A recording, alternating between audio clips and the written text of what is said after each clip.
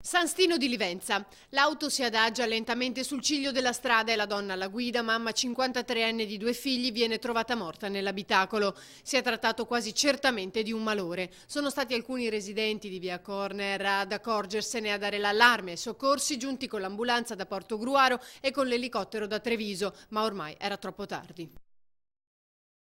Marghera, un residente 61enne ha cercato di mandare via i tossicodipendenti che si stavano drogando sotto casa sua e per tutta risposta è stato picchiato e lasciato a terra dolorante dal gruppetto che poi si è dato alla fuga in bicicletta, come l'uomo ha raccontato poco dopo alla polizia giunta sul posto grazie all'allarme lanciato da alcuni vicini. I medici l'avrebbero tenuto in osservazione per accertamenti più approfonditi.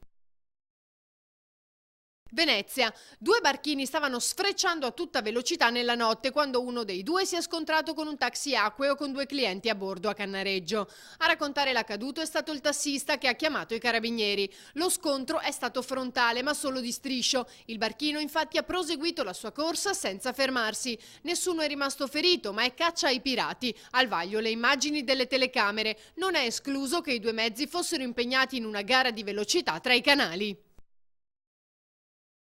Marghera, carissimi ladri, siete passati ormai 4 volte, vi assicuriamo che non c'è più niente che possa interessarvi.